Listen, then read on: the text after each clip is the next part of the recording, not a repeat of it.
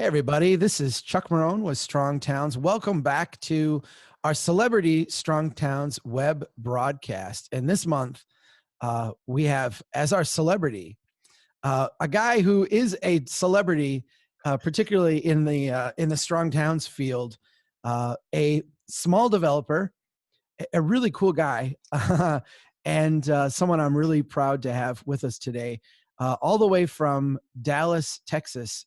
Derek Avery. Derek, welcome to Strong Towns. Thank you so much. I'm glad to be here. I appreciate the opportunity. Oh my gosh, I'm just tickled pink when you said that you'd agree to do this. Your organization, your business is called COIR Holdings. It's COIR Holdings, and people can find you at coirholdings.com. You do small. I think you describe yourself as a small developer. Um, you do incremental development along the lines of a lot of what we talk about here at Strong Towns. Can you? I'd like people to know how you got into this business. What prompted you to become a developer, and particularly to do it the way that you do it? Oh, great. I mean, that's a interesting question, and a lot of times, even it feels odd being called a developer because I don't always feel I'm part of that same community because sometimes people's connotation with the word developer doesn't equate to what my wife and I do.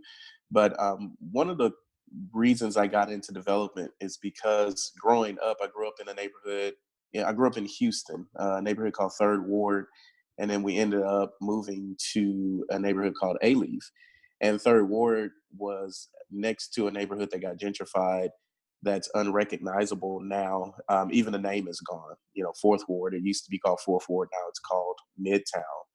And I watched it, and I watched development happen the wrong way. Big, giant, top down, developments. A lot of corruption at the city level. And my mentors at my church were in real estate, and one of them was a developer. And so I kind of got a firsthand look into kind of a peek behind the veil, so to speak, of development. And so it inspired me. Also, Greenwood, Tulsa is the thing that I always go back to. I think about in 1921 that a town, an all black town, was able to be completely self sufficient. And I feel like it's past the year 2000. And so if a small town and small developers got together in 1921, surely, I could grow up and do that. So this is what I've always wanted to do. Even with doing other things, this was the thing that I always wanted to come back to was development. I want to let the people who are listening know we got a couple dozen plus participants. This isn't Ask Me Anything. I've got a few questions more for Derek that I want to go through, but we're going to Sure. eventually get to you. So if you've got a question, there's a little Q&A button. On my screen, it's on the bottom. I think on some people's screens, it winds up to be on the left or the right. If you've got a question for Derek, you've got a question that you'd like to have him answer, go ahead and put it in the Q&A, and I will get to it here in a little bit. Um, Derek, I want to. One of the things that you have been outspoken about is the idea of revitalization without gentrification.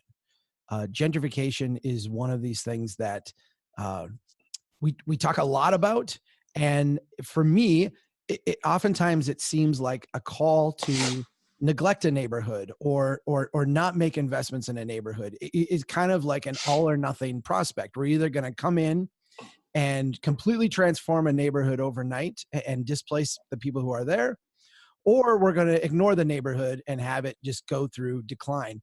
You have laid out a third way, a third approach. Can you talk a little bit about revitalization without gentrification? And I think my question is really along the lines of, how is this not just a slogan by a developer, but actually something that you live and have seen actually be a viable third way? Absolutely. I really appreciate you asking that because I was in a meeting yesterday with Heather Way, who does a lot of research at the University of Texas on gentrification. And a gentleman asked a question, and it's one of those things, some people say it's semantics, but I think that words mean things. So the gentleman said, well, gentrification is good.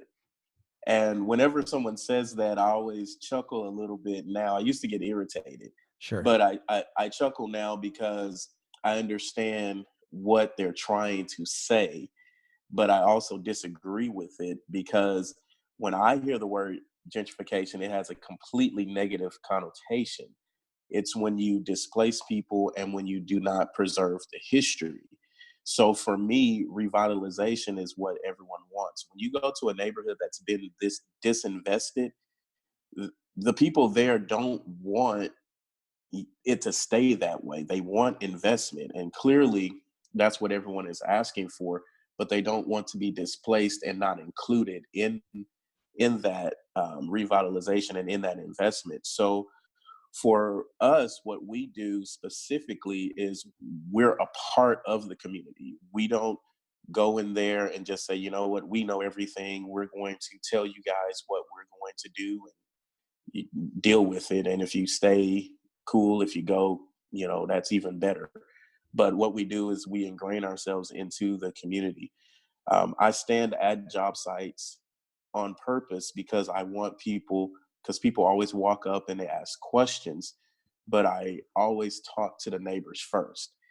That's, my wife and I, that's what we go do. We go knock on the doors and say, hey, we're looking to do something over here. What are the needs here? What's the history that we don't know? Because there are a lot of things that you're only going to get from oral history in those neighborhoods.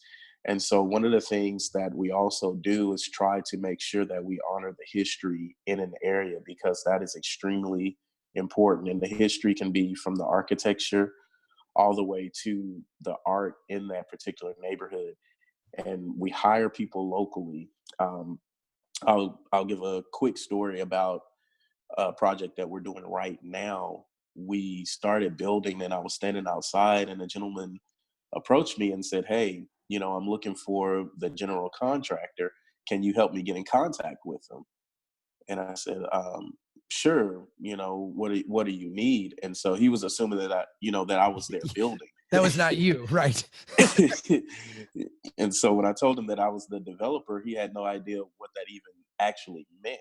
Sure. And so I told him, I said, well, we pulled together this whole deal, the financing, and we're managing the construction. And with that being said, he asked for a job. Cool. And I said, well, what skill sets do you have? He said, look, I can learn anything. I can clean. I can do these sorts of things. So we hired him. He showed himself to be a great worker. He brought 6 other guys from the neighborhood a week later and said, hey, these guys are just like me. They need work. We're from the neighborhood. We're happy that you're here and including us. And so when it comes to revitalization, one of the other things that they asked for were amenities. And so the argument that I used to get into with the city and with other folks is that you have to have rooftops, because there was a lot of vacant land a lot of times in neighborhoods of this caliber and houses that have been abandoned. So the argument is that there aren't enough rooftops to support commercial enterprise. But a lot of times people are living multiple families to a house anyway, even though we have single family zoning. But I know, of course, that's a different subject we'll get to, I'm sure. But the point of it is we're working on also bringing a grocery store to that area, because that was the biggest complaint, that they would like to walk to the grocery store, because they walk to the corner store, spend 3 times as much, and buy things that aren't healthy. So when we're revitalizing neighborhoods, it's not just building property, it's not just seeing if the deal pencils, it's actually breathing life back into the community and revitalizing it to the glory that it was years ago. I have a lot of technical questions for you, but you just Sure. said you just said a couple of things that make me want to get philosophical with you for a couple minutes. Sure. You talk about the guy who showed up and wanted the job and said like, "Hey, I maybe don't have like a flashy resume, but I got, I'm willing to show up every day and work." Uh, Talk a little bit about the experience of that person wanting to be a carpenter with a DR Horton or a Centex or one of the big contracting companies or what have you, who are out doing these, big developments. And those places have the 401k and they got the insurance plan. And on paper, that looks like a great, that looks like a great deal for everybody. Talk a little bit about that Right. person and how that person works with someone like you and what that really means in a struggling neighborhood for the people who are there. Well, it creates opportunity in that particular neighborhood because some of those other builders, they're across town. And Mhm. that creates a transportation issue because this particular gentleman didn't have a car. So if there was a job that was 30 minutes or 45 minutes away with one of those larger builders, he wouldn't have been able to get it. And I'm not sure if he would have even been given the opportunity, considering he had a limited resume. So for me, and for my wife, what we thought about was, okay, we have to be patient with people because we're meeting people where they are. And so sometimes the skill sets are mismatched, but sometimes there are people there that have incredible skills that just haven't been given the opportunity. So he was one of those guys. One of the guys on his crew is actually an HVAC tech who just couldn't find any opportunities because he needed help with soft skills. He needed help with learning how to submit bids and things like that. So we helped walk him through doing that. And then of course he's getting our HVAC jobs. And he was just a crew member for the guy that only knew how to clean up. So a lot of times there are people with talent there. They just don't know how to access the networks. And we're trying to build that bridge. We want to help train them so that they can work with us, get in and start their own businesses and learn how to do deals. Maybe they go to a Lennar or a DR Horton as they grow with us later to do deals with them as long as they still work with us or they create an opportunity for someone else. Now I'm gonna push back on something a little bit because I Sure. want to I want to give you a chance to respond to this because I think this is something that I hear in other places. Um, so you brought up that neighborhood in Tulsa, and I apologize. I know I've heard you talk about it before, and I can't remember the exact name of it.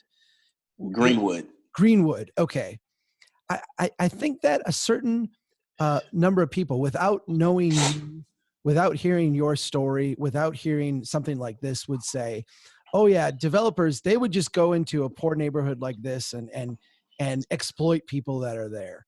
A developer, Derek Avery, we don't know who you are. You're just some developer. You're gonna pay people less and make them work longer hours and not be safe. What Talk a little bit about I feel like this is a really important thing, and it wasn't what Excuse me. I started out thinking we'd chat about, but there's a certain uh, giving people a shot kind of thing that can be a little bit messy at times.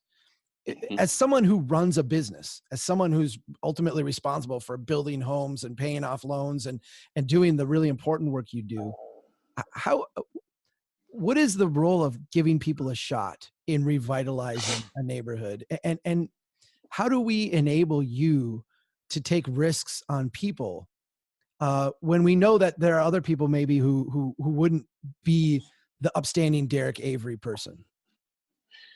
Sure. That's a good one. Well, to me, it's not taking a risk as opposed to with people in this neighborhood versus someone else because if you hire a subcontractor from anywhere, a lot of times you have to work with them first before you can understand how they work. And as far as exploitation, the way we look at it, for us, we know that, we believe we want people to make a living wage. But at the same time, if another developer came in and started trying to exploit people, they will quickly leave we build long-term relationships. So if a developer came in and started just hiring people and letting them go, they wouldn't, the community would push back very quickly. And so I think that sometimes people don't realize how tight knit a community is and how word gets out very quickly. So for us, our reputation is all that we have. And so that's why we've been able to be successful. But another developer, if they came in behind us, or if they went to another neighborhood and tried to use this model but do it improperly, the community would quickly, word would get around, and so people would stop going for those jobs. They would say, well, I'd rather do what I was doing before than to deal with these folks. You, I hear you saying there's a certain like cultural social pressure when you work at the level of intimacy that you're at, that in a sense like polices a lot of the things that maybe we would otherwise feel like we got to have laws about and inspectors about and that kind of thing. Right. It- Tell me how this relates to the Tulsa neighborhood, Greenwood, because I there's this, and I don't want to be nostalgic, overly so on my part. There was a Krugman column a couple weeks ago that talked about we need rural cities and small towns to be at least 50,000 to 80,000 people, or they just don't have the critical mass to be a place. And that was my response too. We just kind of giggle at this. You know, uh, we used to have neighborhoods that were a couple thousand people that were, very viable places. Talk to me a little bit about your vision for what a neighborhood is and can be. And particularly, I think drawing on that Greenwood, like why is that an inspiration for you in terms of like, this is what I could build, or this is what I could be part of building? Sure. Well, Greenwood, and I hope people Google it because it's not something that's taught in school. Greenwood, Tulsa in 1921, and prior to that was an all black town in Oklahoma, all black neighborhood that was built by small developers because there were no opportunities elsewhere. So they pooled their money. And this is interesting. This is in the early teens and 20s, African Americans pooling their money. And so you can think how difficult that was at that time, but they did it. And this, excuse me, this was a very small town, but they built it incrementally. But they were very successful because they didn't overspend on things that didn't make sense. They didn't do big vanity projects. They did projects based on what people needed in that neighborhood. And for me, I look at communities, you look at this was a rural community initially that turned into a town. And so I look at some of the sufferings that are happening in rural neighborhoods, no matter what the color or racial makeup of the neighborhood, it's all kind of the same. People can come together and do these things. You don't need 80,000 people to make a successful town if you don't overspend on infrastructure.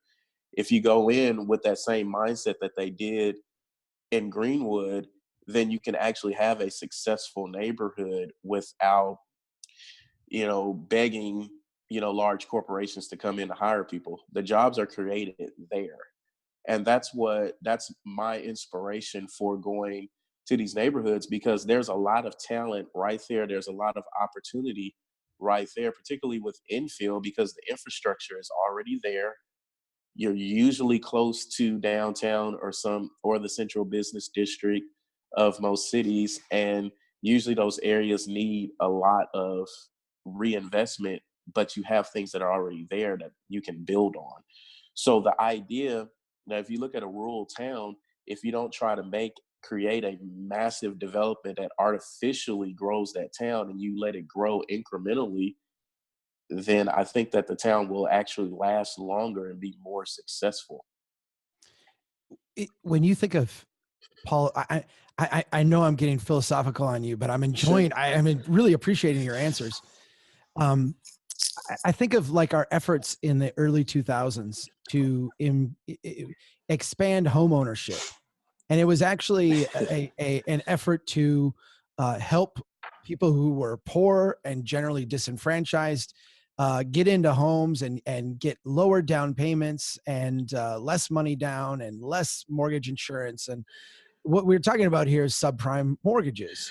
Um, to me, that seemed like it was almost federally engineered predatory kind of lending at the local level. How is your vision different than that? I mean, you're getting people into homes, you're getting people into ownership, you're getting people into businesses.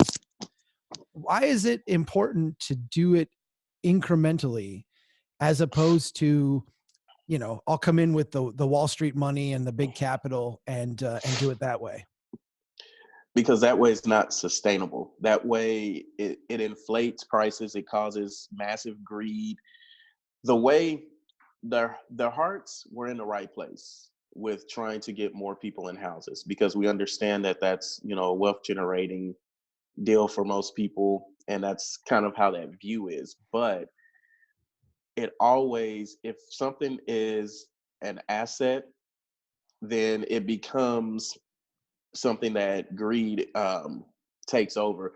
I remember going to the ULI conference I spoke at in February, and one of the classes was affordable housing as an asset class.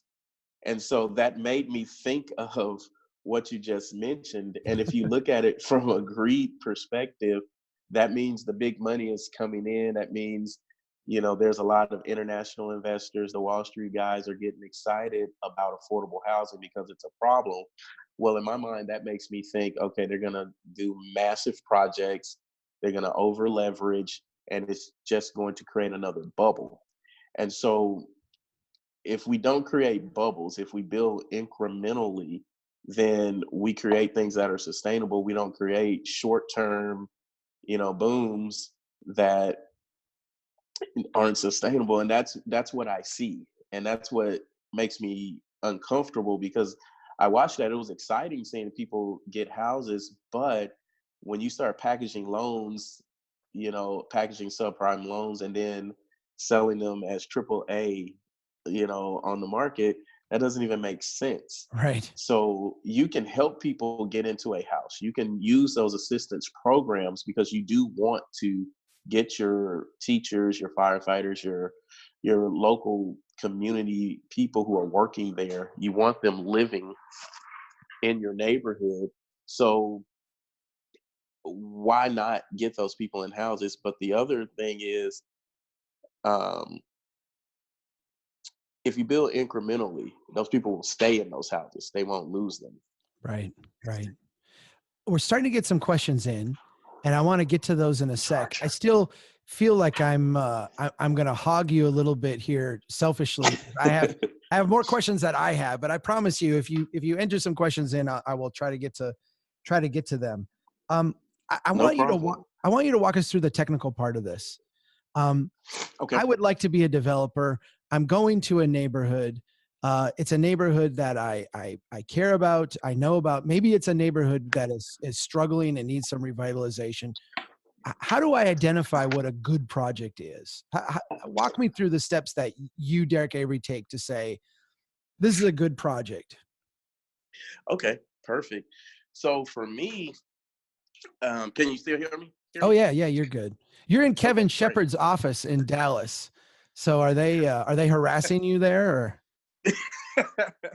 They tried to. I had to get a charger because I was on 10%, and I said, "Uh-oh, Oh I no. can't, I can't lose a connection in the middle of this.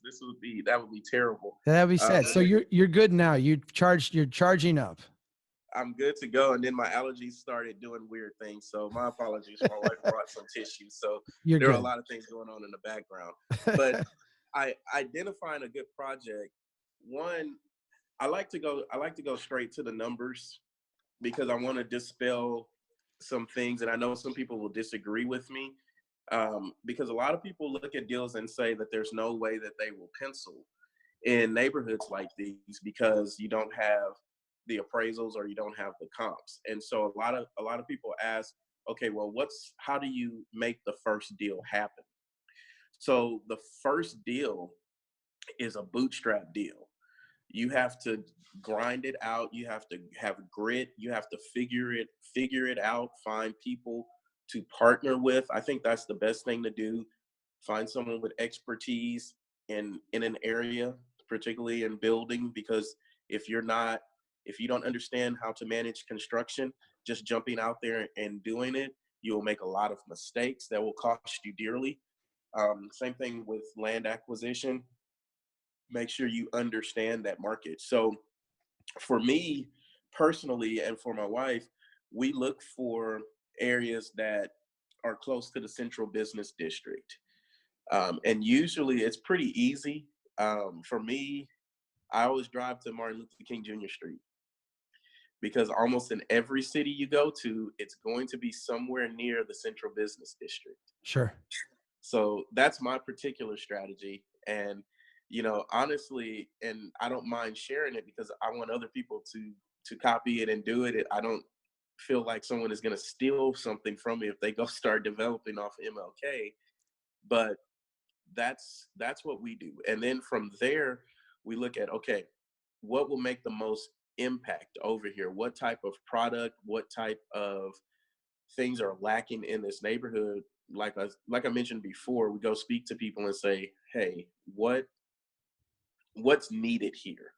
And so with us, we don't make that decision initially. So then once we understand the need, we've assessed that, and then now we understand the market. Now, okay, we need to put a house here that shows that this area is valuable. So a lot of times people don't understand that initial project may not look like the area, may not be priced like the area, but it's for a particular strategy to show that there's value and people want to move there. Because from our research, it's usually people who are from that area that want to move back, but they just want a product that's comparable to what they could get somewhere else. And then Sure. they also want the amenities.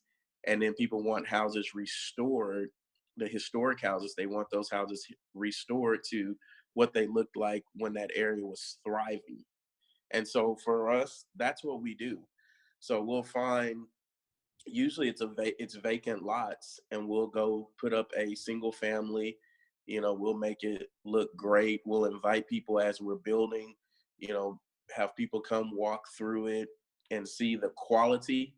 And then what we do is we come back and build stuff that's affordable and say that this is accessible to you.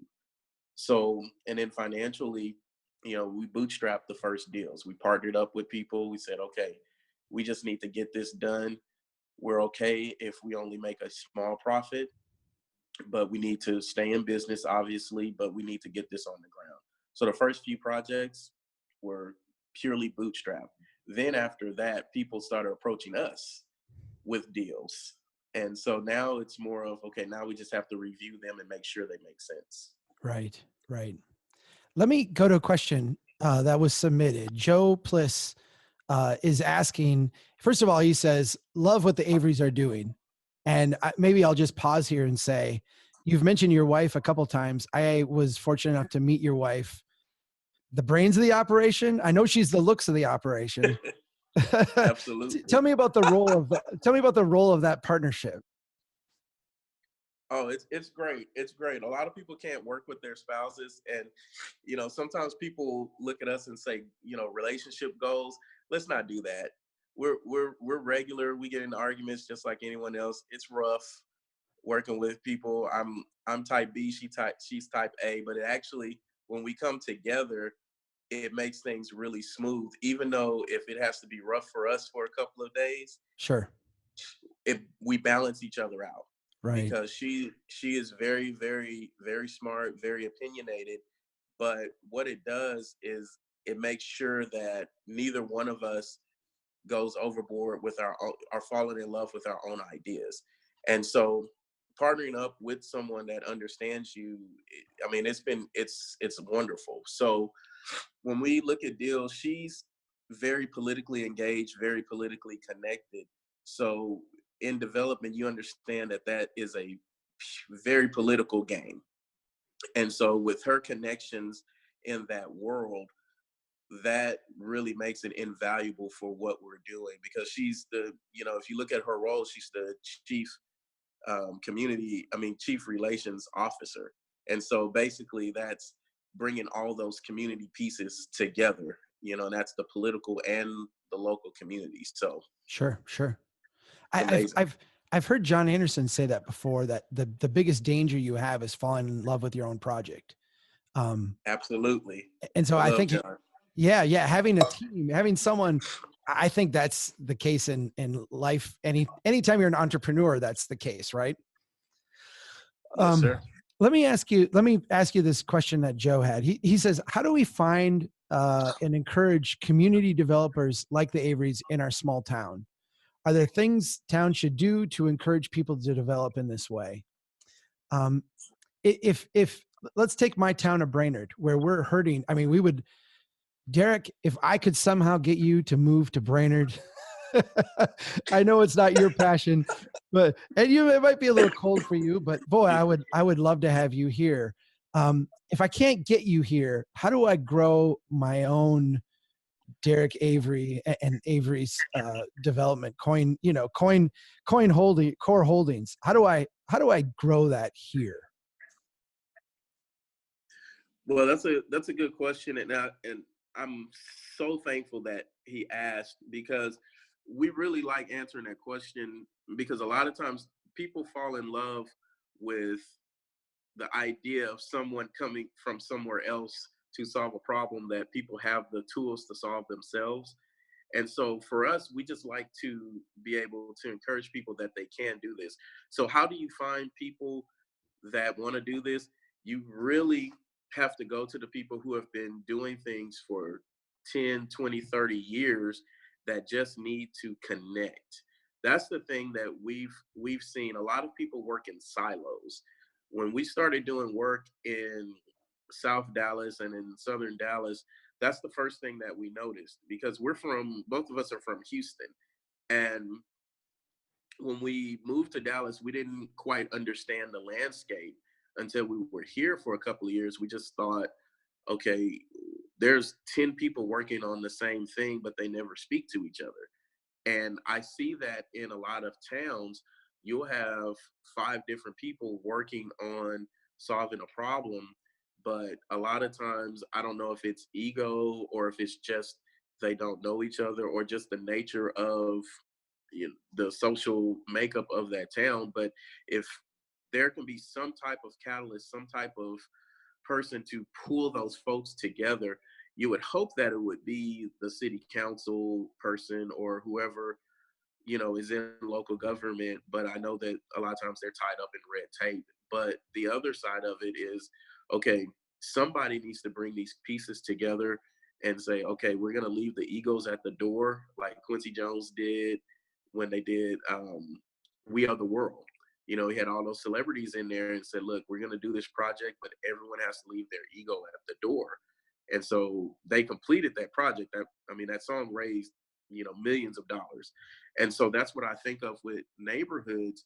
If we go in and say, look, let's put all the ego to the side, let's put who gets the recognition to the side, and encourage, let's solve problem 1, 2, and 3 for this community, and let's assign it. And it doesn't matter who gets the credit, because the community is going to benefit from it. And that's the best answer that I have for that, because I understand that it's tough.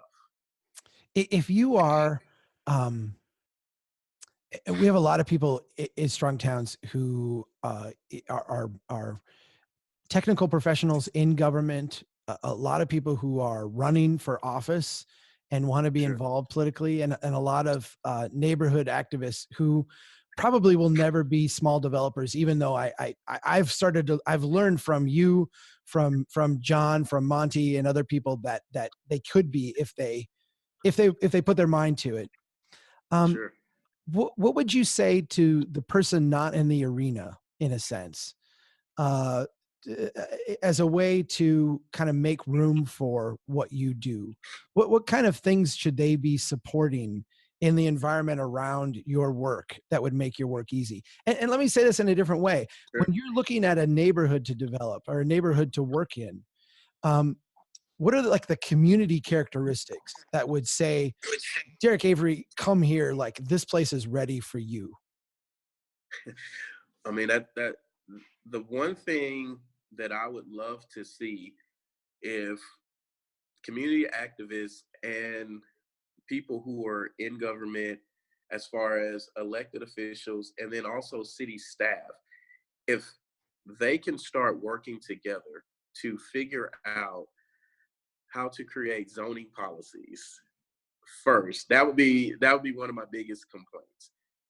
That makes sense for that neighborhood, because if you tie your current zoning with what your community needs, and those things, if you try to tie those things and they don't line up, then you're not going to ever have someone show up or someone there be able to do things, because you're constantly fighting, frivolous, requirements, or you're constantly fighting, someone not understanding things. But if those folks are on the same page and say, look, we're ready for development, we have land set aside, we have affordability set aside, but we also want investment, in some, commercial corridors and things like that. And we want to encourage incremental development. I would say economic development department, council people and activists get together so that everyone understands how these things work together, and encourage small businesses to thrive in that area. I mean, make policy that makes it easy to come in, or people who are there to expand their businesses. That would be one of my suggestions. If it's the silo thing, it really, I know I keep harping on it, Yeah, yeah. but I feel like that's one of the bigger things. If you can get the nonprofit community, you can get the government sector, and then you get the private sector with the community all together, creating an environment that makes it simple to build good buildings that people are asking for. I think that sets the tone, and people will flock to want to do business there and want to live there. It seems like a lot of times when a neighborhood is experiencing distress, uh, whether it's in the early stages of that or the advanced stages of that, one of our responses as public officials, or as people, responsible for this, is to add more regulation, and create higher standards. You just laughed at that. Tell me why that's the wrong answer. Well, because I know where it comes from. I know where it comes from because I'm dealing with a situation like that, because the neighborhood wasn't educated in how zoning works, and they didn't have any developers that actually cared about the neighborhood. So they created more regulations to keep out developers completely. And that's what I see happen, because development scares people. I mean, when you say someone wants to come develop in a neighborhood that hasn't been developed, it scares people, and rightfully so, because why would you trust an outside developer anyway? Because if you look at the history around you, you see neighborhoods that have been gentrified and people have been displaced. Then, of course, anytime you see someone coming to your neighborhood, you're going to be leery. And that's how you get people pushing policy that is actually detrimental to the neighborhood. So, over regulating does not solve the problem. And I won't say completely relaxing all regulations solves the problem, but I will say if you go into it with common sense, that and you understand what you need, and these departments start educating the community, and even the departments educating themselves on how things work, because you'll get someone that's in the zoning department, they only understand zoning, they don't understand economic development. So if those two things aren't linked, or they don't understand transportation or how those things are linked, if you don't have people who understand multi disciplines, then how are you ever going to have a cohesive neighborhood? And if the neighborhood activists aren't being, aren't privy to some of this information on how it can help, then you'll get TIFs, like, tax incremental financing zones, that are there for 20 years and there's no projects going on. Right, right. And I've seen that happen. All we're so afraid of something happening that we prevent anything from happening. Exactly. Yeah. Um, Nathan has a question for you, and this one kind of excites me. I was actually hoping we would get this one. Nathan says, I'm looking for a career change to contribute to building strong towns. How do I become an incremental developer in my local city without any experience in real estate or construction? Great question. I don't like to sugarcoat things. I like to be very blunt and honest. It's hard, but you can do it. So what I would say is figure out what is your skill set, what is your talent that you can bring to the table. And your only talent may be passion. But if you take that passion and you start researching, okay, what does my community need? What kind of project would best fill this need? And find someone to partner with. Find a capital partner and find a building partner. And run that deal by find an attorney that you trust and make sure that they are involved intimately in that deal and run it by them and do it. You know, don't create the paralysis of analysis, because I see that happen a lot of times. Do something small. Do something small first, but get those partners so that you mitigate that risk.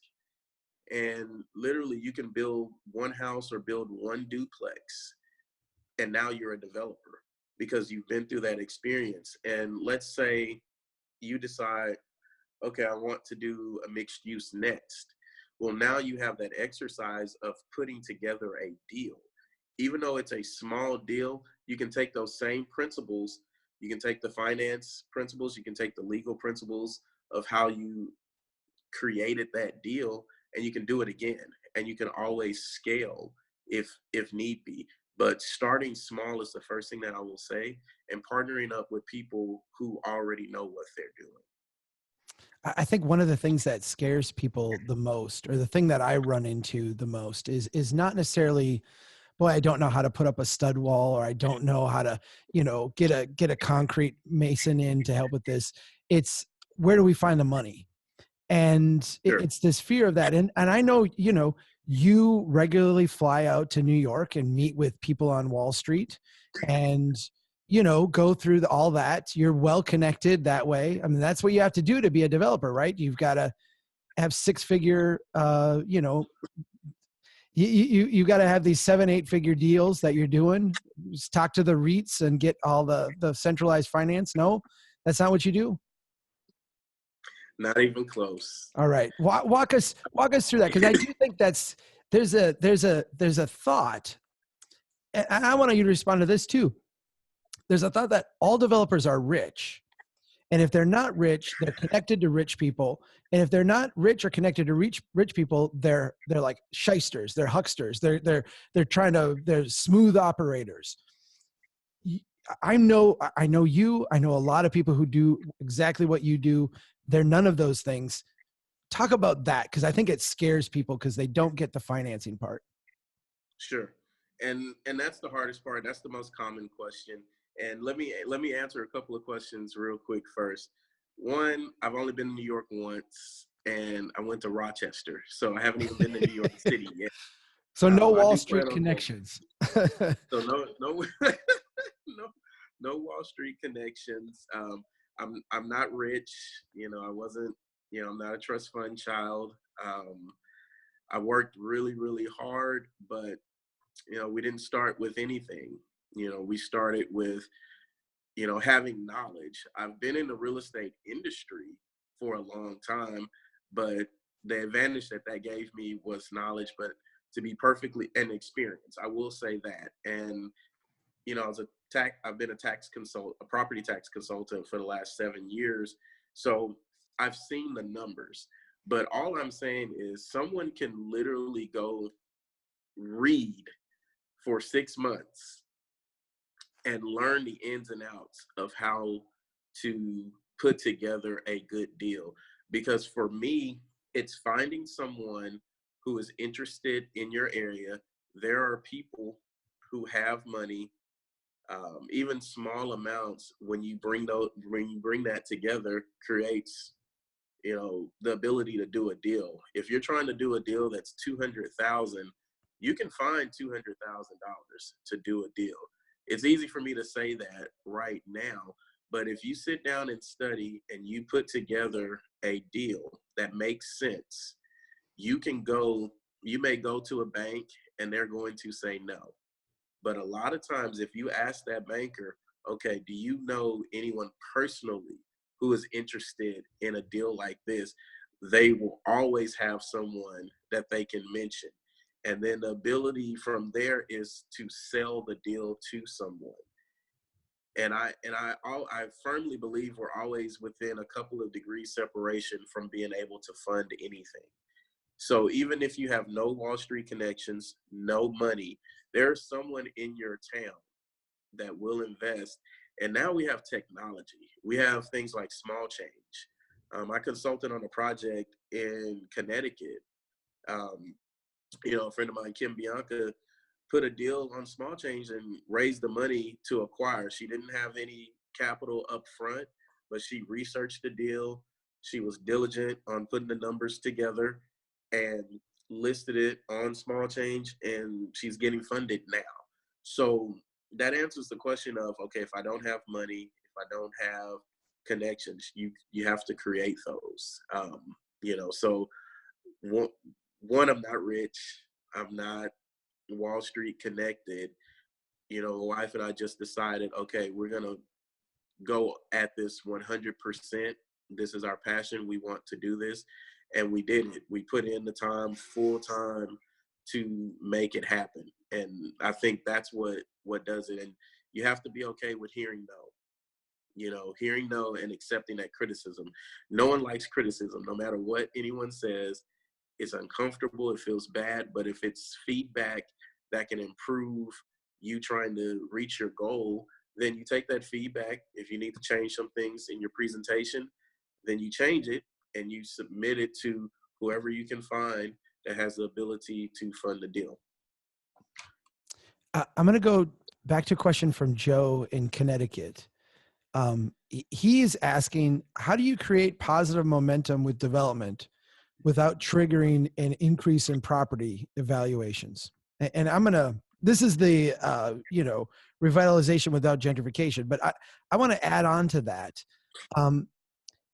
Derek, you go into a neighborhood, you start small with the bootstrap project, you bring in capital, and projects start coming to you after that. You build some momentum, and now all of a sudden the big players are starting to see, like, things are going well there.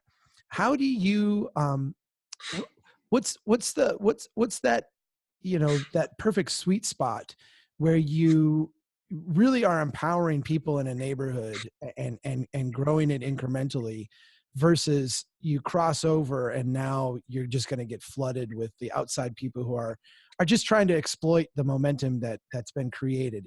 Is there a way to deal with that?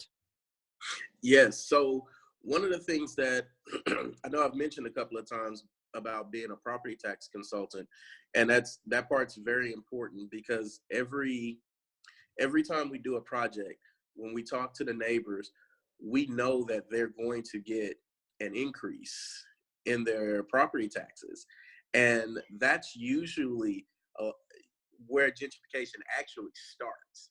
Because if there's no comps in the area and we're able to convince the appraiser to appraise it to the value that we've built the house at, then they go through and they say, well, we need to raise the land table in that area.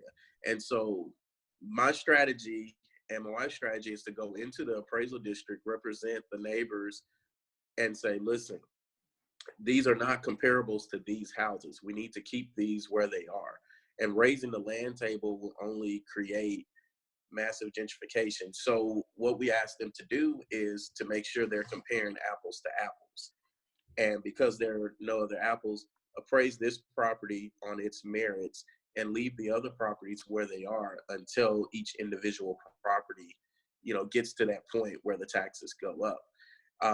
Another tool we're working on, and we can't push it out there completely, is creating a freeze in particular areas. If you go and apply to create a tax incremental financing zone, you can actually freeze the taxes for a period of time if you can negotiate that with the city.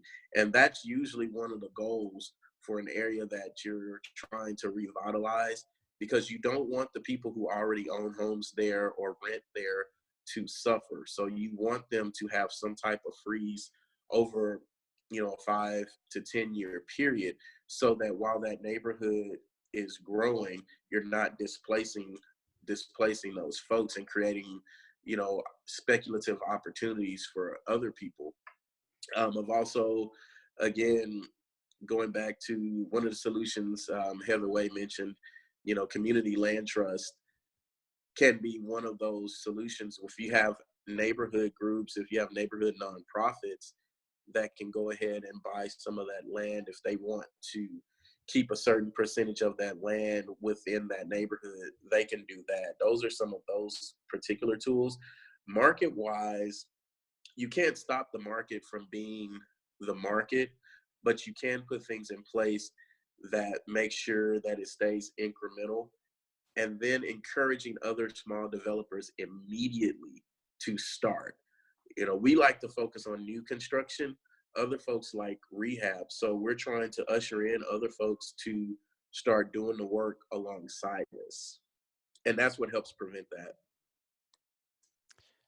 Daniel is asking a question about opportunity zones.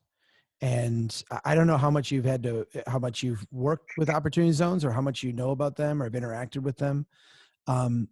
His question is, opportunity zones, it seem to be targeting the type of neighborhoods that would benefit from small scale development. Do you think this is a positive or a negative in terms of your work? And I guess I have that same question too. I have deep concerns about them. Our mutual friend John Anderson has argued with me that they're great. Derek, I'm interested in what you're thinking about opportunity zones. I was waiting for that question. Oh, okay, great. I love it. I love it because here's the thing.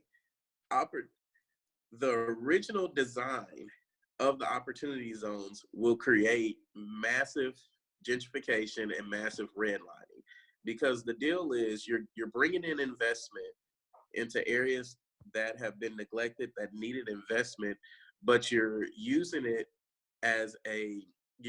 tax write-off to get people to invest in an area. They don't care. There's no care into that neighborhood. So my thing is, for us, we want to use it strategically, but there are no safeguards that other people will. So we appreciate the opportunity zones for highlighting this and making this, obviously somewhere people will want to invest. That part's positive. What's negative is what we know will happen to neighborhoods. If you don't have people there fighting to revitalize without gentrifying those neighborhoods, the opportunity zones are just going to be massive money dumps of people gentrifying neighborhoods and displacing people, like crazy. What you really want is, if you see an area that's identified as an opportunity zone, you need to get the incremental developers there now, doing projects and controlling those areas. Because otherwise, if you don't have an organized, group of developers, or the city understanding what's going to happen, then you're going to get the investment. People are excited about opportunity zones. They're very excited. So investment is going to come. However, the control of how it's going to be administered is where I have major, major concerns.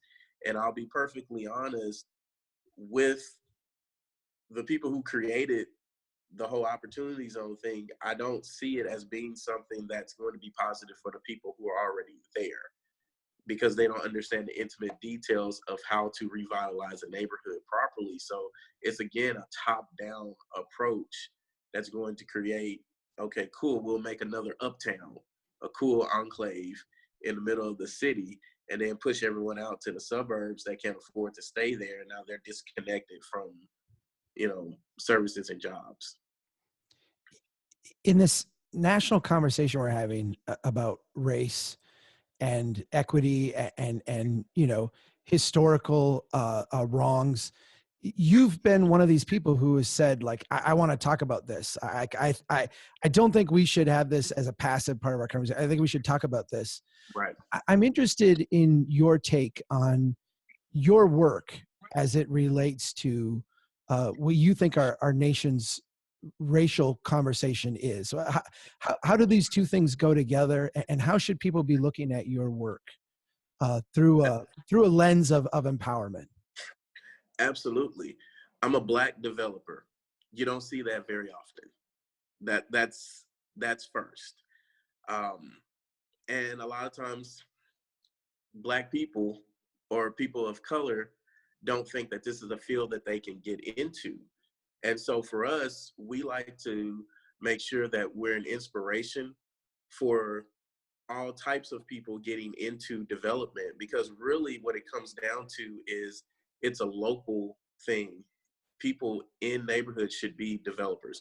So race is something that I love talking about because I love seeing people get uncomfortable. Even you, I like seeing you uncomfortable. I'm glad you wrote that post about it because I know you avoided it. And I think that we need to have those discussions because I think we pushed it under a rug, and we pretended after the civil rights movement, we pretended that we were all cool. But if you really pay attention, we didn't deal with it. We just avoided it. We say we don't talk about that. You know, yes, everyone's equal. We're colorblind.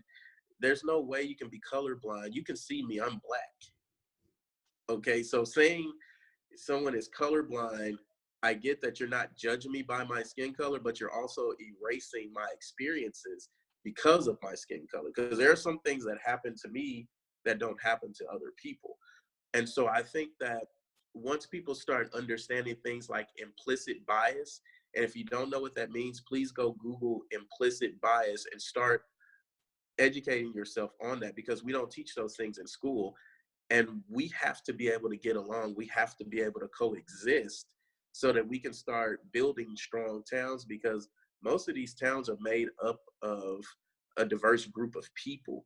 So for me, if I'm ignorant to one race or ethnicity, then I really need to learn more about them and understand and believe them when they say that something happens, because just because it doesn't happen to you doesn't mean it doesn't happen to me. And so I think that the more experiences we all have and the more we listen to each other, then we can actually, start working on having an equitable society, because we're not making assumptions based on what we see on television. We're actually forming genuine relationships. And I think that getting down to relationships, that's where we can start having those real conversations and understanding that, okay, I might experience something completely different from you, Chuck, but my experience is valuable as is yours. So yeah, I mean, I could talk about race for quite a while, but that I can stop there. But it's when it comes to development, we have to talk about it, because when you start talking about gentrification, race is going to come up.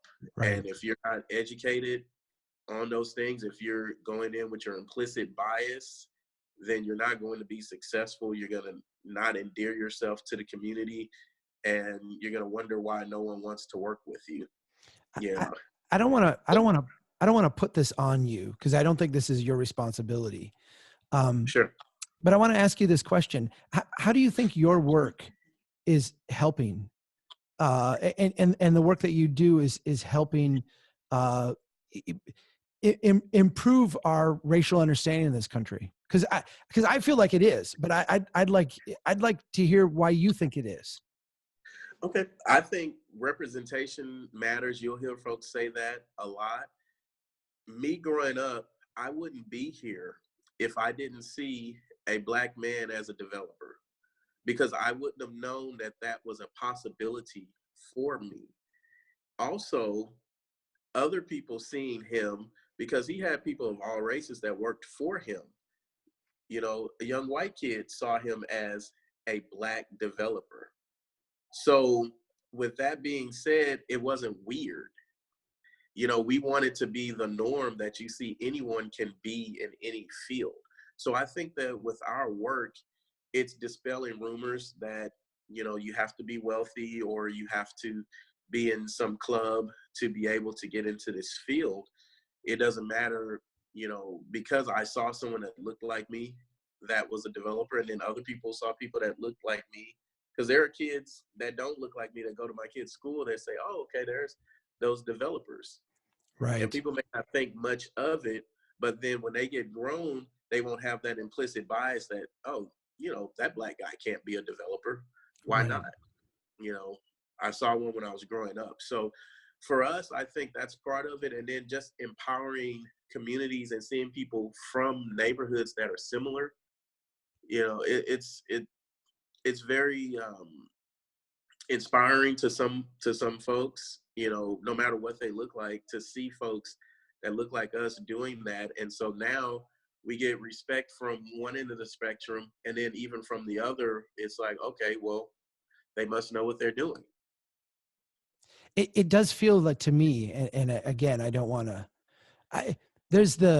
I'll go back to the Greenwood neighborhood you brought up earlier. There's a certain, and I'm going to put this in my terms, and I welcome you to put it in your terms. There's a Sure. certain wealth is power kind of aspect to incremental development in a neighborhood. And when we kind of denude and rob of investment and wealth a neighborhood, we disenfranchise people. And when we put wealth and love into a neighborhood, we can't help but make those people more powerful and magnify their voice. Right. That's my take. I don't know if that's your take, but I feel like it's a truth. Absolutely. Absolutely. Because if you have a neighborhood that's been disinvested, that's when you start seeing the political apathy. You start seeing people withdraw from society because they're like, well, I don't have any power anyway. And if you are actively involved in building or helping people become part of that neighborhood, because I think this is all community. I think development is all about everyone that's a part of it, because there are so many moving parts to it. So I think that when people see that they can take control of their own ability to build wealth, then they start doing it. But then, of course, if you start building your own wealth, you start engaging more. And again, that's what creates that power. Yes, the financial success is helpful because now you can buy back your time so that you have more time to be involved, because you're physically invested in the neighborhood. It takes away some of the apathy there. So then, of course, you start getting better voter turnout. You start getting better candidates that you can hold accountable to areas. So yeah, I agree 100%. Derek Avery, we're out of time. I want to thank, you have been generous with me in many, many ways. And I just want to thank you for that. Both generous in your time and also in your spirit. Keep making me uncomfortable. Keep pushing me a little bit. I value you a lot and appreciate that part of our relationship too. And just to have someone like, of your background and your skills and your capacity as part of the Strong Towns conversation means a lot to me. And so I just want to thank you on behalf of everybody for taking the time to answer our questions and be our expert here on incremental development. Thank you, Derek Avery. Thank you so much, and I appreciate being a part of it. And if there are other questions we didn't get to, tell them to email them to me, and I'd love to answer those individually. But I appreciate you guys. Thank you so much. Well, Derek's at COIR Holdings. It's COIR Holdings.com. And I know you're on Twitter because we interact on Twitter every now and then. That's at Derek Avery. Is that right? At Derek Avery 1. Derek Avery 1, the one and only. All right. Thank you, Derek. And thanks everybody who hung out with us today. Go be that incremental developer in your neighborhood. You can do it. You have the capacity to do it. And if you need a network of people, Derek is here. The Incremental Development Alliance is here. These people want to help you be successful at this, and we need you to be successful at this. So if this inspires you, go forth and be great. Thank you for listening, and keep doing what you can to build a strong town. Take care, Derek. All right. Take care, Chuck. Thanks so much. Bye, everybody. Bye.